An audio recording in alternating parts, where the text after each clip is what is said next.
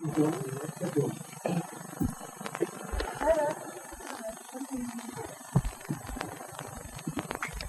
here we have a lovely...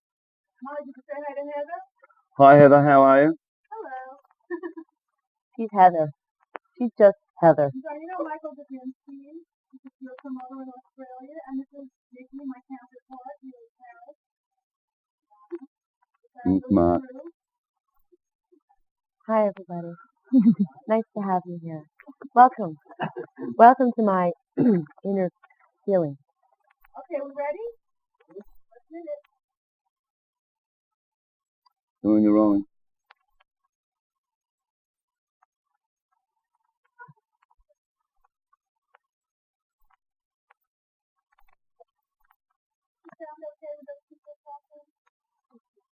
Shut up back there.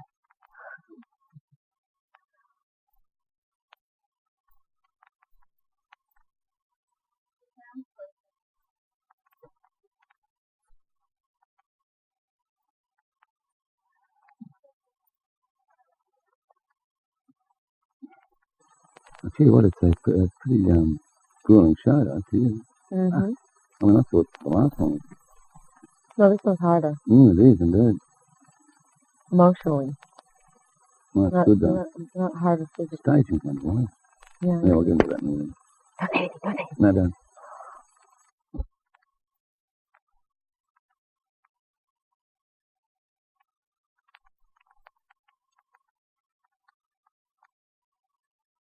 Tell me when you're rolling, gentlemen. Rolling? Yeah. Well, hi, how are you? Now, listen, this is 10 years ago since I did the first interview, or just over. And at that stage, I raced in, running around. I wanted to interview, but then I was running late. Everyone said I was running late. And I said, well, okay, all right. And I said, then who in the fuck's Madonna anyhow? And you came around the corner and said, who in the fuck are you? I thought, what a wonderful way to start this relationship with someone. Wait, is that when we did the interview in front of the Rockefeller or something? Yeah, near the Rockefeller Center. Yeah. And your answer actually was, well, if you don't know now, you'll certainly get to know me when I put that to interview. Well, I do know you, but okay, thank you very much. Thrown it away, all right? Okay. It's been a long travel for everyone, including an audience like myself. Yeah. Madonna today. I mean, I saw you last night in concert. Great concert. And you actually looked happy. I mean, really happy. I am. Yeah? Happy, yeah. I have a good time doing the show. I don't know, it's been a pretty grueling year for me, and for an assortment of reasons, but it's just, I feel like so many of the things that I wanted to say didn't really come out the way that people misunderstood a lot of the things that I was doing. And I feel like with my show, no one can really get in the way of how I want to express myself. It's not a movie that someone else can edit. It's not a record that someone can talk over on the radio. It's not something that anyone can take out of context, because it's just the audience and me. And I feel an incredible sense of freedom. I feel like it's exactly what I want to say. You know what I mean? And I'm really proud of the show. And I guess the combination of those two things makes me happy. Well, now, before we actually get into the show itself, I mean, it's a really grueling show. Yeah. I mean, you're almost exhausted as an audience in the end. I mean, you know? Yeah. I mean, it's more exhausting than any other show I've ever seen you put. I thought the last one was pretty hectic for you physically and for your dancers and for everyone else. This one seems to be far more intense in that side of it. Yeah.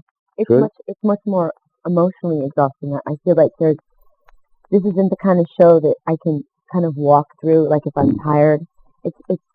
I play a lot of different characters, and there's an emotional arc to it, like in theater, in a way, you know. And I have to sort of go on the journey every night. I can't just kind of go through the motions, sing the songs, and do the dance. That doesn't work. So I really am exhausted. Like, you know how you feel when you've had a really, really good cry or a really big fight with somebody, or you know, when you're just drained, but your adrenaline, your heart is pumping, and that's how I feel at the end of the day. Okay, the Girlie show itself, the title. Yeah. Where was that inspired by? Or what was it inspired by? A combination. first of all, there's a painting that Edward Hopper did. Hmm. He's one of my favorite painters. Do you own this painting? I don't own it, but I would like to own it. It's very expensive, and I'm sort of, you know. Oh, and you're so poor. Well, I'm not. No, Hey, all right. No, I'm only now, joking. There was a I'm joke. not a spendthrift, though, and I No. don't like to throw my money away. So, actually, if I make enough money on this tour, it's going to be my reward. I'm going to buy it for myself because it's available. And I have had it hanging in my house. It's just a beautiful, poignant picture of a woman in a burlesque house, and like the audience, the expression on the audience face, and the woman on the stage just really inspired me. And then the show actually, the first idea that I had for the show was the pole. The show opens the curtain, comes Which is up. sensational. Yeah. Well, actually, before you even start with the poll, I mean, the first part of the show where the audience sees is this wonderful, almost theatre with the red curtains and the like, as if you're really at an old theatre, which you know? is what the burlesque, which is what the Girlie show. It's an old burlesque theater with the red velvet curtains, and I wanted to create that feeling. You know, when you go into a burlesque house, it's vaudeville, but it's sexy, and people they can make a lot of noise. They're a rowdier audience. You know, more than like if you go and you sit in a musical, everybody sits and they hold their hands and they're very well behaved. And I didn't want it.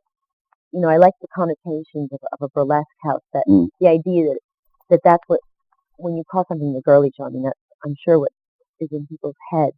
Burlesque or vaudeville or that kind of thing. And so it starts dancing girls and dancing girls.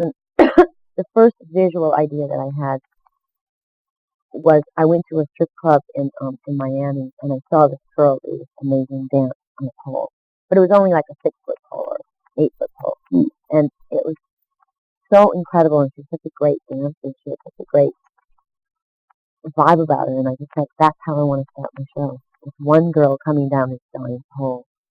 So where did you find this girl from that's in the show? I mean, she's absolutely stunning. Isn't she? And it's a long way down. Pole. Yeah.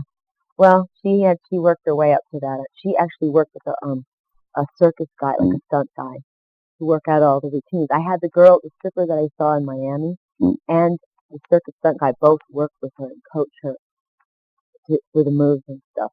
But I found the girl, she was just like all the other dancers, had all the dancers audition. Now, talking about sort of like being a circus, it sort of is like a stage show and a circus, isn't it? Yeah. I mean, you take bits of everything on this, you know? Cabaret, vaudeville, musical theater, everything. Like the big box, like the theatre box, the clown. I mean, did you write a storybook for all of this, or?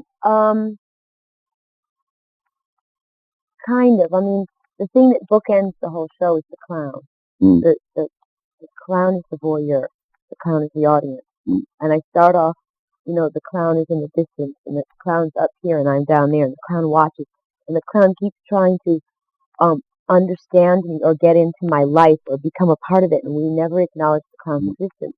And I always see the audience as the clown, the voyeur watching me and all the different scenarios that I'm playing out on the stage. And then at the very end, when I'm singing Everybody, my first song, I say Everybody is a star.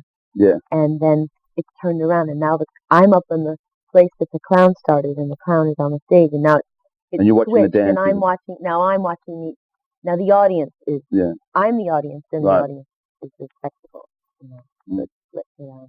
There's a great moment also, though, without acknowledging the clown, in Like a Virgin, where there's an interaction between, and you can't help but not only watch what you're doing, the two of you on stage, you have to actually look at your great reactions that are on the big screen. I mean, that's pretty well worked out as well, Yeah. Well, that's what I'm saying, it's much more like theater. That's why I can't fake my way through the show. I have to be completely involved. Well, now, without being personal with your family life, young Christopher, who you sort of looked after when he grew up, you were sort of his guardian. Yeah. And very proud of him. In fact, in Paris here, when you literally helped him stage an art exhibition here. Yeah. He is now literally the executive producer. Yeah. And he probably has to boss you around. How do you take that? Oh, well, we do have our moments of friction, you might say. But the thing is, it's weird when you're really close to somebody. On the one hand, you know, it's easier to work with him because we speak the same Sure. language and you can kind of read each other's minds and we have the same taste for so many things. So we rarely disagree, but Mm. when we do disagree, it's if you think I'm tough, Mm. you know, meet my brother. I He's know, like, Krista. he's just like, it's Mm. like, you know. I have Well, to laugh. we work it out. Well, because it is, I mean, apart from the great show, it's great staging. It's very clever Yeah. in every respect. I mean, it's taking the audience on a journey through circus, through theatre and everything else. And Yep. for a lot of young people, for a lot of people who've followed and bought your records, they may not have even gone to theatre before. Yeah. So it's an experience for them. Well, yeah, and I feel like there's a lot of references to a lot of things in the show. Old musicals, paintings, you know, art, Mm. movies. There's so many things in the show that you know, in a way, it's kind of like you get a lot of things in the show.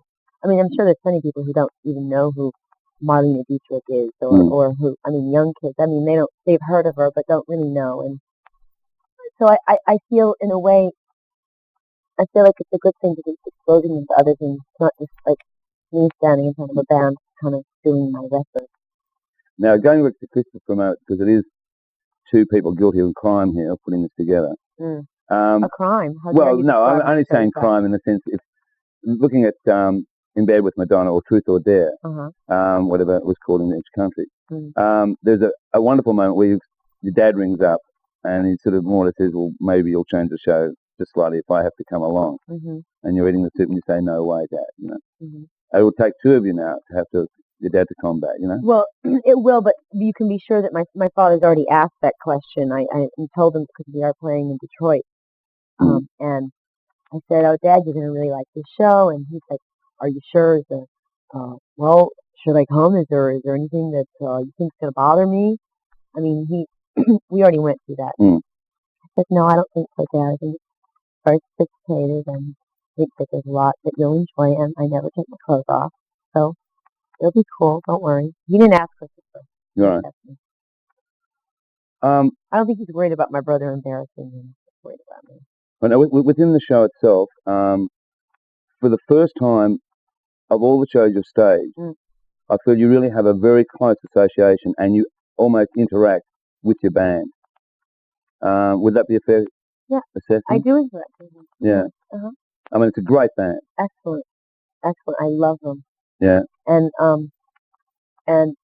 this, I feel like I have more of a relationship with my musicians than I ever had before because I really took time with them rearranging all of my songs. And usually I only develop a relationship with my dancers. This time it's with the musicians too. Great. Now, apart from the musicians, the dancers themselves. Now, is it true that you sort of put them through a bit of a test there and sort of ask them questions? Would they shave their heads? Of course. Yeah. Yeah. Why? Because it's important to know that if someone's going to work with me, if the dancers, I wanted them to know that they weren't just going to be like doing dance steps. I wanted them to know that they were going to be playing characters, and I wanted them to think of the show as theater.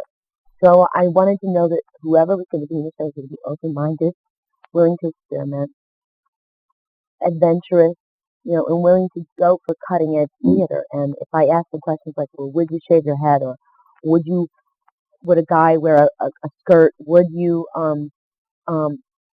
I need to know if their reaction is no way, then I know that they're not going to work in the show.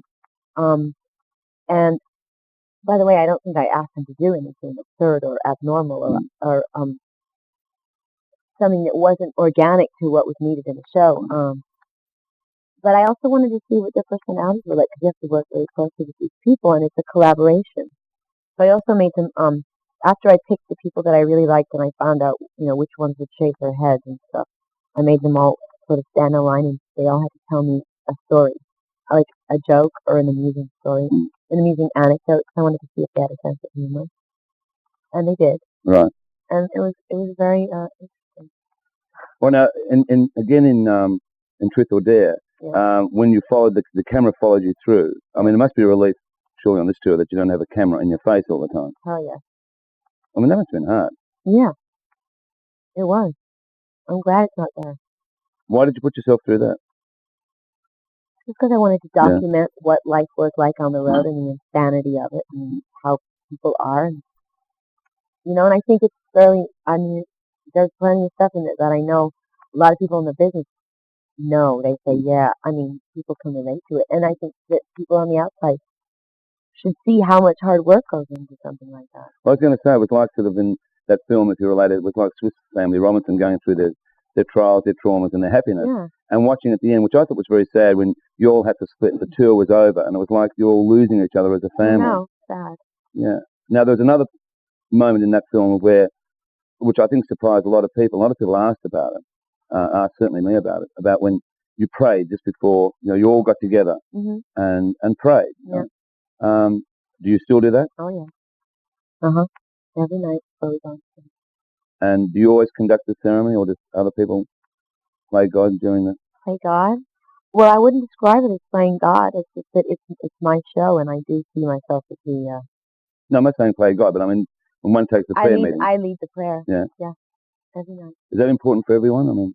I think it is. I think it's good for everybody to stand in a room and hold hands and just take a moment to focus and think about what we're doing. You know what I mean? It's Sure. just like it's like anything you do. I mean, maybe it's a little bit of superstition. You know, you just want to say, "Dear God, let's have a good show. Let's watch each other's backs," that kind of thing. But you know, athletes do it too. Just a moment for everybody to get together and go, "Let's do it." You know. Well, talking about athletes, I mean, they rely, at times if they're a runner, on their shoes performing as much as they do, and in question their horses, whatever. Yeah. You totally also have to rely on an immense crew behind you. And in the last tour, there were times when the mic absolutely stuffed up, and I mean it was really heavy for you. I saw it once here in Paris when it did. Yeah. This show, if the mic stuffed up, could create real problems. I mean, you have that fear. Of course I do, and every night I say, well, what something may go wrong, and I have to be ready for it. Mm. You know. But if it does, then we have different things worked out. So you can throw me a mic or whatever. I mean, would you say being an that now it's sort of this work level that you put yourself through, being on stage, is like an aphrodisiac, or what? To you? Aphrodisiac, I don't think that's a good way to describe it, because when I think of aphrodisiac, I think something that just brings you pleasure. Mm-hmm. It's draining. It's as painful as it is rewarding to do a show like this, because it does really take every ounce of energy and courage that I have to go on stage every night, and it's a double-edged sword. On the one hand, when it's over with, I feel incredible when I did a good show, but right before it, I mean, and the moments leading up to it, I'm just so tense and so anxiety ridden, so it's both. Now, I mean, you have a great feeling and compassion for a lot of people. I mean, especially your friends. I mean, you're a very good friend to your friends. Mm-hmm. You dedicate a song within this set to two of your friends who died of AIDS. One that I knew of, Marty. Mm-hmm. I know how much time, effort, where other people were saying you really can't give all the time of going back to New York and looking after this person. And really, it's a side we don't see of you, obviously. I mean, the public don't see of you. Mm-hmm.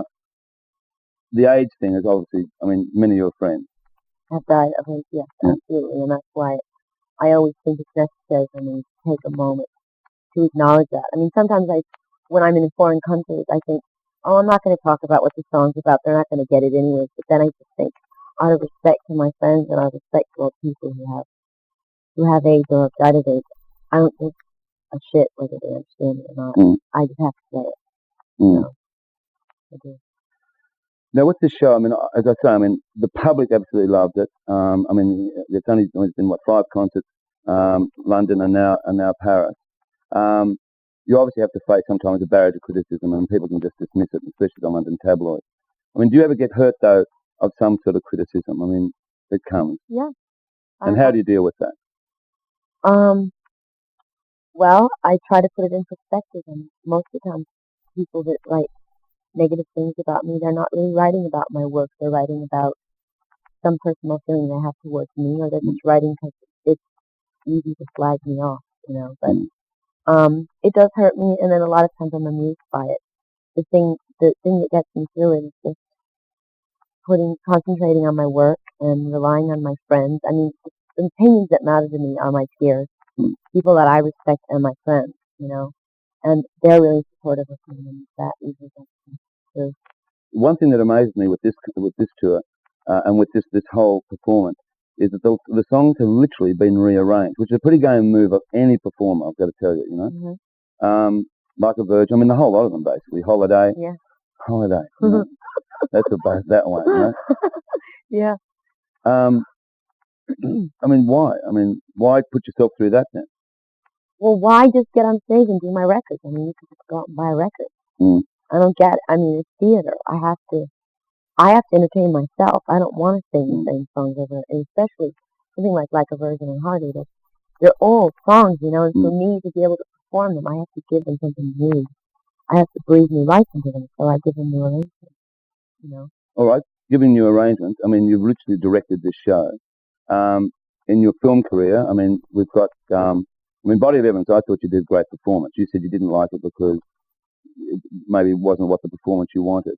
Well, I like my performance too. I don't like the way it was edited, but I'm not in charge of that. Mm-hmm. I mean, would it be hard for you to be the director and be directed? You mean in a movie? movie? Be the director one moment and then have to be directed as a performer in the other. You mean in a in movie? Anything, movie, movie basically. I would not want to do both. No. I mean, I did that's where my brother came in, because I need somebody to be objective, to stand outside and tell me what works and what doesn't work. If I ever directed a film, I don't think I'd want to ask them to do it. Mm-hmm. I mean, now, just on your acting, I mean, I think you're a great comedian. Mm-hmm. You've got a great sense of humour, but you show that through. I mean, like the thing you did for the presidential inaugural thing for Saturday Night Live, that was hysterical. You know, Mm-hmm. Even the timing in Dick Tracy Mm-hmm. was pretty astounding as well. Mm-hmm. Do you like the comedy side of things? Would you go into a film with comedy? Yeah. Yeah. Definitely. Just that, you know, what kind of, I mean, they don't write good comedies anymore. Snake Eyes. That's not a comedy. No, that's not a comedy. Did you see it? No, but I've heard it's very good. Yeah, it is. It's very dark though. Yeah. Yeah. Well, I mean, I'm really proud of it. I think that it's good, and I'm proud of my performance. But after I did that movie, I must say I was ready to do like triple slapstick, pratfall, incredibly, you know. Yeah, I'm in the mood for some comedy. Yeah. Yeah, tell me a joke. What about your rooster? I'll tell What you. about your rooster? The rooster. How is Well, that your was the rooster? model. The rooster's fine. Good. But the only thing was that when I woke up in the morning, I can't wake up to cock-a-doodle-doodle, and that was just it for me. All right. Okay. Why not? Because it's just too much at that time of the morning. Now, where were we? I mean, so let's get back to me. Let's get back to you, yes. The sex book. The sex book. Don't drool all over No, yourself. I did drool over this sex book, and coming from me, that's astounding, I reckon, you know? Yeah, because you've seen it all. Yeah. And done it all, mind you. Come on. Back to you, quickly. The back sex to book TV. There were some great shots in that. Again, though, you directed that basically? Well, I think Stephen Meldrum talking a lot to do with it. Yeah. A book that, I mean, it sold a lot. Some people say, well, she can't shock anymore. I mean, were you out to shock? Well, no. I mean, that's not my intention. My intention is to make a book of my sexual fantasy. That's what everybody's sort of obsessed with, because I guess they're shocked. I mean, this looks pretty sexy, this outfit. Get out of here. It does. You think? I do. I think it looks very sexy. You don't think it looks sexy? Mind you, maybe it's because you're wearing a kilt. I think you need to get some sleep, Molly. Maybe it's because you're wearing a kilt. Well, I have this bruise right here. Is that sexy? Right there on my knee. Is that obviously from performing on stage? I hope it is. Well, I'm not going to tell you. Well, don't tell me. Is Madonna today?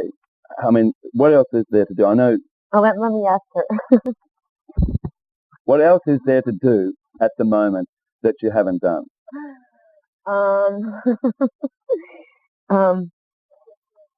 Exactly. Now, you're coming to Australia. I'm coming to Australia, and and damn it, I want to have a good time.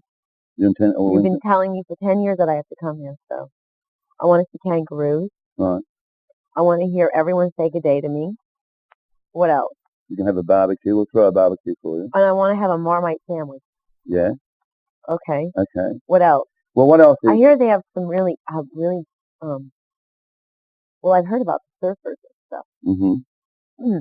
I haven't noticed them. You lied! No, my trainer says, like, there's some guy there, like, he's like a god there. He's like this really famous guy, blonde, long hair, muscular, like triathlon guy. Do you know who I'm talking Yeah, he's about? probably the Iron Man. What? Yeah, the Iron Man. What's Yeah. his name? Grant Kenny? Yeah, that's him. Right. Yeah. What's he like? He's a very nice bloke, actually, Madonna. Oh, okay. Yeah, no, I mean, Australia's going to be big. I mean, you realise that you sold record sales in record time to big stadiums. Good. I think, can't wait. yeah, I think they're in for a real. I mean, that's really what I'm looking forward to. I'm looking forward to going to places I've never been. Mm-hmm. You know, I mean, I'm glad to be here in France. And I'm glad to, you know, be playing New York and a lot of the places I have been. But I'm really excited about going to Australia and South America. If you finally, yeah, I'm saying good night. If finally you were on the way to Australia and the plane, came down, heaven help if it did, but you're stranded on a desert island. No, I ain't joking. Stranded on a desert island.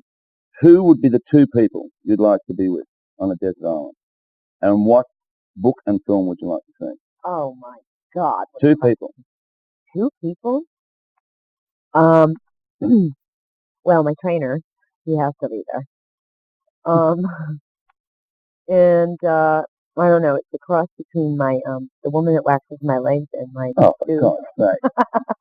Now be serious. Two people. Two people. Well, Rosie O'Donnell, because she's my best friend and she makes me laugh. Mm-hmm. And my trainer. Right. And one book. One book. Catcher in the Rye, because I could just read that over and over and over again. It's so funny. And one film.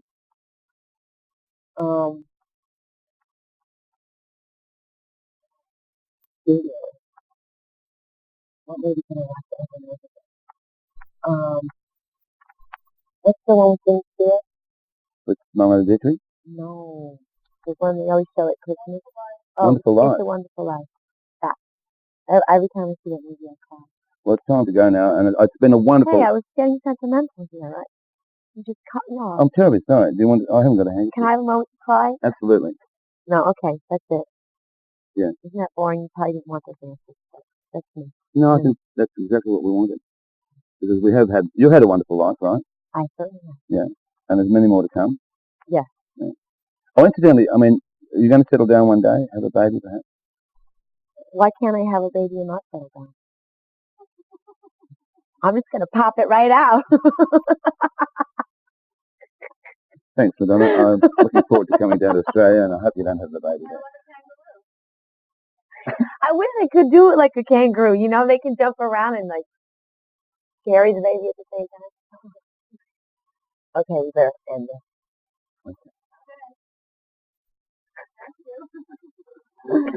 Oh well. See, nothing's changed. Yeah, you have changed. I have not changed. Aren't you glad you sleep 28 hours for that?